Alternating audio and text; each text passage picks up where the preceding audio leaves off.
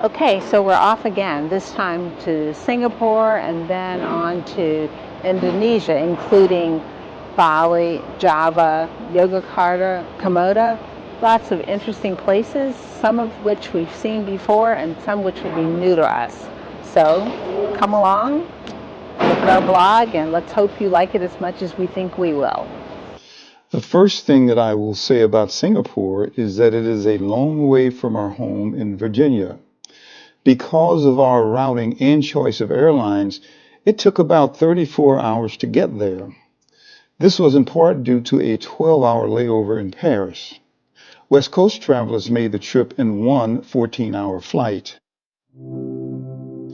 But we quickly learned that it was well worth the travel, starting with our stay at the beautiful and iconic Raffles Hotel. The Raffles is well known for its popular Tiffin Room buffet and the Singapore Sling cocktail, which was created in 1915. Starting with just 10 rooms in 1887, the hotel later underwent a 2-year, $160 million restoration and now has 117 spacious and comfortable rooms.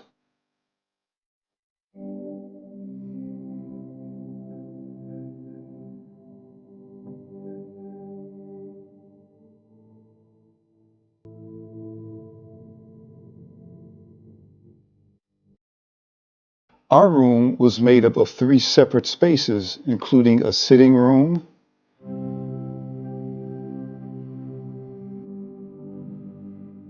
bedroom,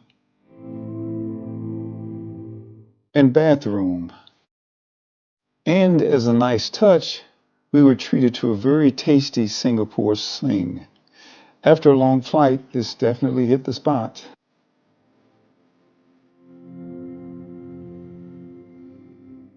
In an attempt to stay awake, we took a walk to see the sights that made Singapore such a highly regarded tourist destination. We instantly got lost, but miraculously stumbled into a location known as Marina Bay. So we're in Singapore, iconic Singapore, and behind me is the Marina Bay Sands Hotel, which is probably the most filmed building these days in Singapore. In fact, if you've seen the movie Crazy Rich Asians, this is the place where that well-known pool scene was filmed. At the very top of this boat-like building, they have an infinity pool, and they had a scene there with lots of people partying. It's a place where you can actually go upstairs. You can take an escalator or an elevator, I should say, up, I believe, about 60 floors, and you can have views of pretty much all of Singapore. Now, to my left, there is Merlion. Merlion is the Singapore version of the Eiffel Tower or Statue of Liberty. It's well known, and we'll give you a little more facts about this iconic statue in a minute. The Merlion is a mythical creature with a lion's head and the body of a fish that is widely used as a mascot and national personification of Singapore. The structure, built in 1972, measures 28 feet tall and weighs 70 tons. It is one of many Singapore's must-see attractions. After leaving Merlion Park, we continued to meander our way back to the hotel in a sweltering 95-degree sunlit day with high humidity and only an occasional hint of a breeze. After dinner, we were mostly awake and ventured across the street to a mall to buy clothes that were more conducive to tropical weather. The next morning, the first official day of the tour, after a short bus ride, our guide gave us a detailed account of Singapore and its relationship to neighboring countries.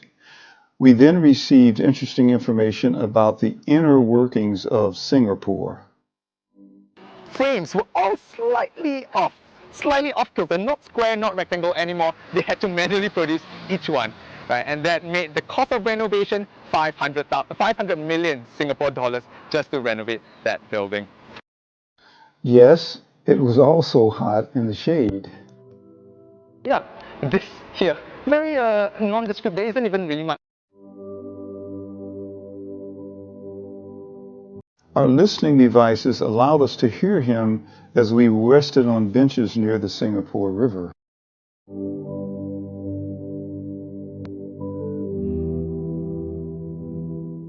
We next walked to a boat which took us down the Singapore River and also gave us a sheltered and breezy relief from the heat. And I must say that the Singapore skyline was quite impressive and majestic.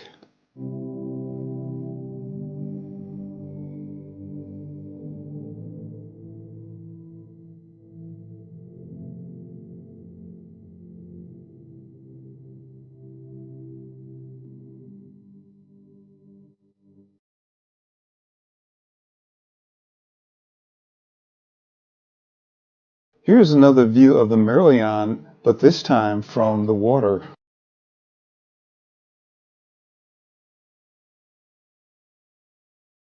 Lunch was quite an unusual treat. It was served at a house called Intan Home Museum. What made it so much fun was that the host was a good communicator and had a great sense of humor. The first thing you will notice the easy dishes, okay, which is the otak and the spring roll. And the locally prepared food was quite tasty. Yum. No, are we passing to the right or left? Both. Go that way. Okay. On this one? The multicolored dessert had a jello-like texture and taste.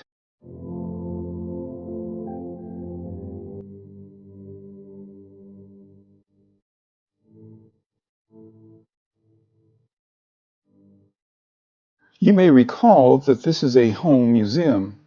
So after lunch, we toured the museum portion of the house. The owner was a collector of everything Singaporean. Ever see a toilet like this? The owner, Alvin Yap, was uber proud of his collection, and we were amused by the stories that he told about many of the items that he had collected. And as a fitting end to the lunching, our host regaled us with an Elvis Presley hit, Can't Help Falling in Love.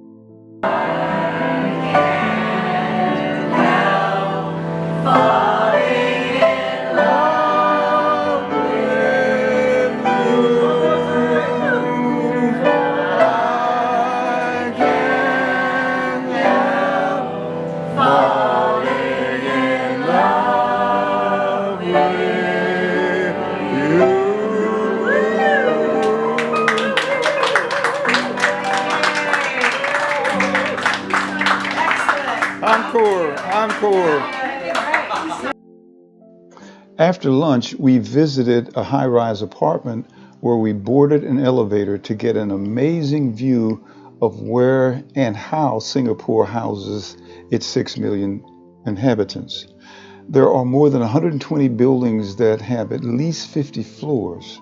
The tallest residential building in Singapore, Central Park Tower, is 1,000 feet tall with 63 floors.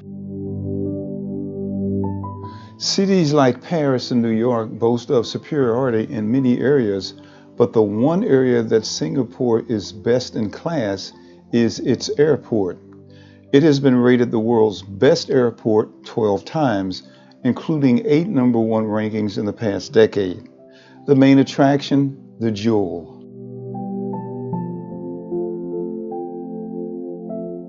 So like many tourists, we went to the airport not to fly, but to see firsthand why it was labeled the world's best airport. And it didn't take long for us to see why it was so highly ranked.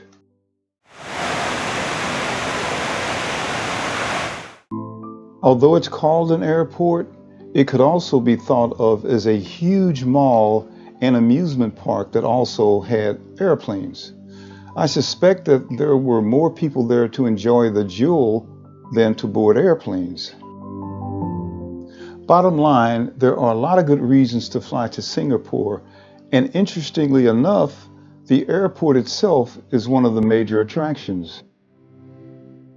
And as we were to discover the next day, there were many other impressive venues and sights to be seen. I'm at the Gardens by the Bay, which is one of the major attractions here in Singapore. There are super trees all around me, which are part of the biodiversity that exists in the gardens. And the trees serve to have solar panels. They serve to have all kinds of plants growing around them so that they can help to sustain the viability of the gardens. We boarded trams to take a guided ride through this very large and lovely park.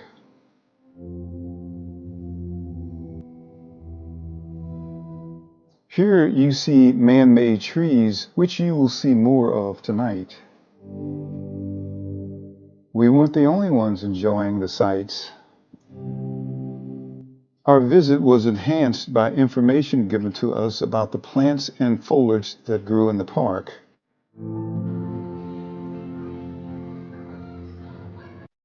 These items were quite creative.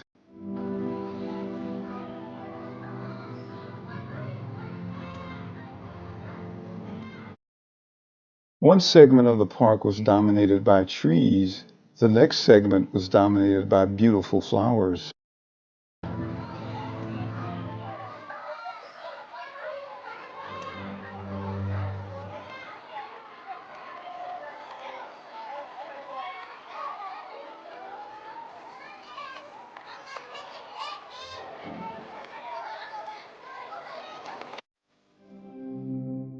This portion of the park featured mythical animals who live deep in the hidden forest.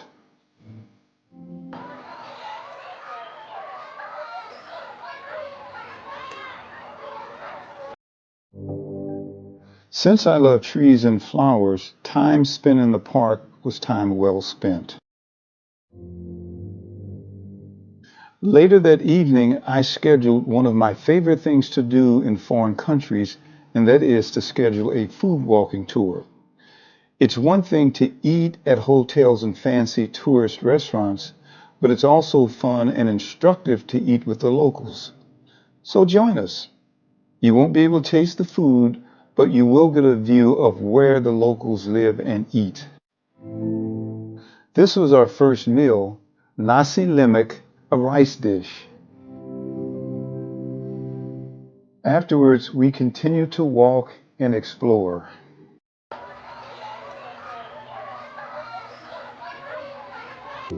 We next stopped at a place called a hawker center where we ate appam, made from fermented rice batter and coconut milk. It seems that every major city that I ever visited has a Chinatown. Singapore is no exception. Malaysian checkers, anyone? Let's go inside to see this Chinese hawker center.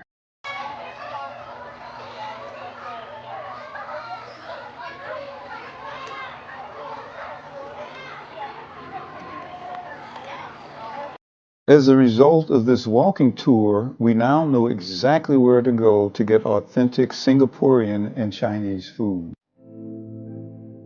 I will end this blog with a must-see event that takes place every night at the Gardens by the Bay. Remember those tall, decorated trees that appeared earlier in the video? Well, when set to music, they put on quite a light show at night.